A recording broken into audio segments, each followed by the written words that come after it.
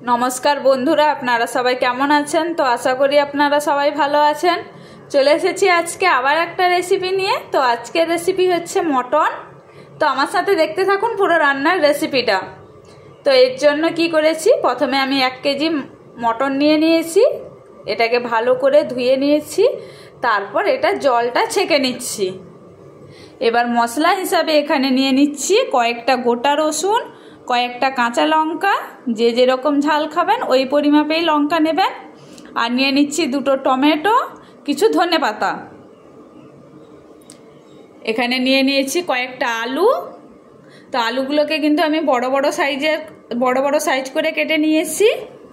আর নিয়ে নিচ্ছি কিছু পেঁয়াজ। তো কিছু পেঁয়াজকে আমি কুচিয়ে নিয়েছি ছোট ছোট করে, আর কিছু পেঁয়াজকে আমি বড় বড় করে কেটে নিয়েছি। তো এরপর আমি রান্নাটা করব। তো এবারে গ্যাসে কড়াই গরম করতে দিয়ে দিয়েছি। এবার কড়াইতে দিয়ে দিচ্ছি পরিমাণ মতন সরষের তেল। এবার তেলটা গরম হওয়া অবধি অপেক্ষা করব। তো এরপর একটা বাটিতে আমি নিয়ে নেব দুটো এলাচ, দুটো লবঙ্গ, একটু দারুচিনি আর দুটো গোলমরিচ, আর নিয়ে নিচ্ছি কয়েকটা গোটা জিরে, দুটো শুকনো লঙ্কা আর দুটো তেজপাতা। তো এটাকে আমি ফোড়ন হিসাবে নিয়ে নিচ্ছি। তো এরপর একটা কড়াই আলাদা করে এক্সট্রা করে গরম করতে দিয়ে দিয়েছিলাম, তাতে দিয়ে দিচ্ছি সামান্য পরিমাণ জল। এবার জলে দিয়ে দিচ্ছি বড় পেঁয়াজগুলো,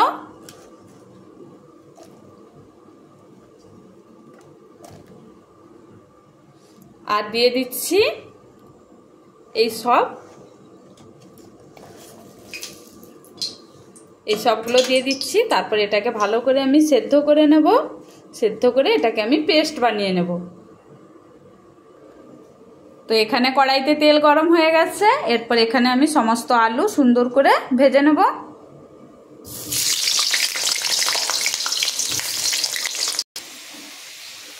তো আলুগুলো গোল্ডেন কালার হয়ে ভাজা হয়ে গেছে সবগুলো আলু। তো এবার এটাকে তেল থেকে আমি তুলে নেব।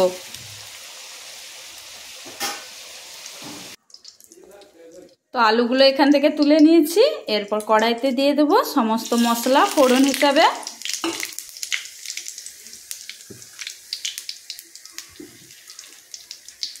এবার এটা ভাজা ভাজা হয়ে গেছে। এবার এখানে দিয়ে দিচ্ছি পেঁয়াজ কুচি।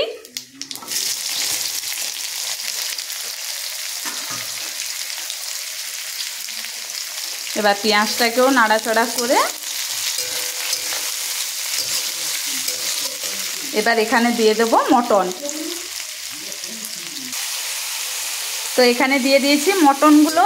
এরপর পেঁয়াজের সাথে আমি ভালো করে মটনগুলোকে নাড়াচাড়া করে নেব।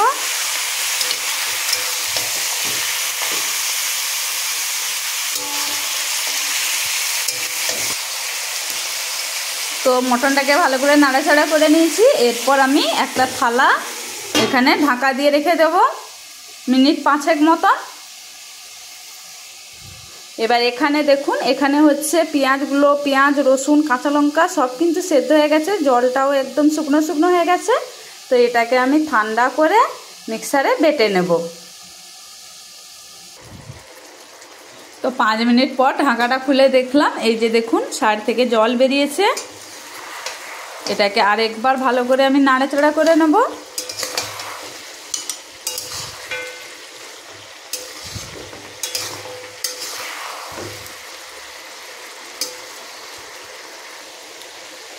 তো এটা ভালো করে নাড়াচাড়া করে নিয়েছি। এরপর আবার ঢাকা দিয়ে রেখে দেব 5 মিনিট মতন।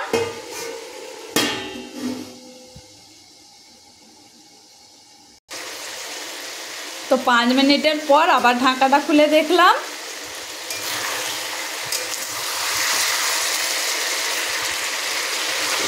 এবার এটাকে নাড়াচাড়া করে নেব।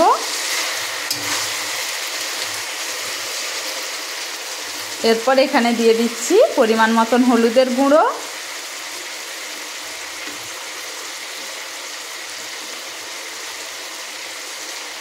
পরিমাণ মতন লবণ। লবণ কিন্তু এর আগে আমি ব্যবহার করিনি।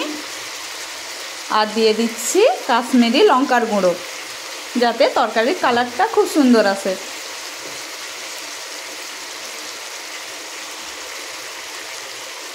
দিয়ে এটাকে আমি ভালো করে আরেকবার নাড়াচাড়া করে নেব।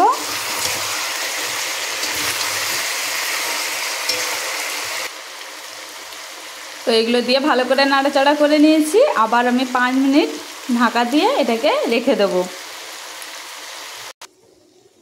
তো 5 মিনিট পরে আবার ঢাকা খুলে দেখলাম মাংসটা এরকম হয়ে গেছে।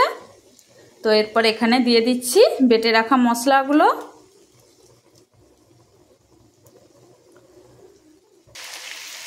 তো দিয়ে দিয়েছি বেটে রাখা মশলা। এরপর ওটা ধুয়ে আমি সামান্য কিছু জল দিয়ে দিচ্ছি, দিয়ে মাংসটাকে ভালো করে নাড়াচাড়া করে নেব।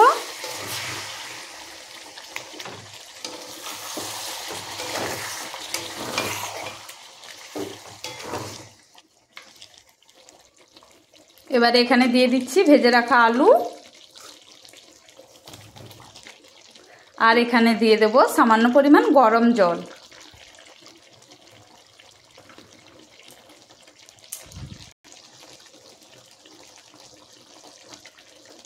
তো গরম জল দিয়ে দিচ্ছি এখানে পরিমাণ মতন।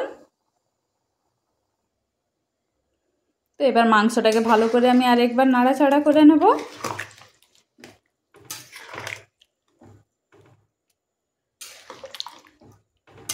এবার এটাকে ঢাকা দিয়ে আমি 10 মিনিট ফুটিয়ে নেব, তাহলে মাংসটা কিন্তু খুব সুন্দর নরম হয়ে যাবে।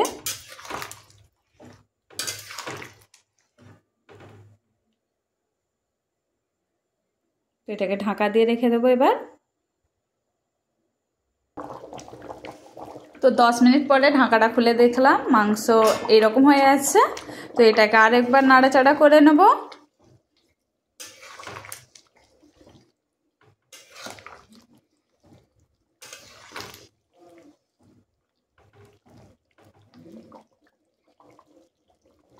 আলুগুলো কিন্তু খুব সুন্দর সেদ্ধ হয়ে গেছে। তো আমি আর একটু গ্রেভি করে নেব তরকারিটা। তো এবার ঢাকা দিয়ে আবার মিনিট 5 মতন আমি ফুটিয়ে নেব।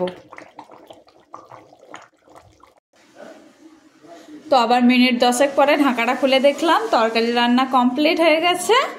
তো এরপর এর উপরে আমি ধনেপাতা ছড়িয়ে তরকারিটাকে পরিবেশন করে নেব।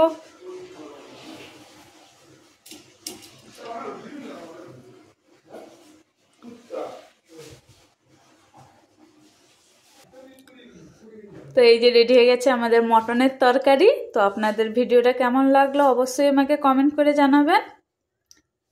মটনটা কিন্তু খুব সুন্দর নরম হয়েছে।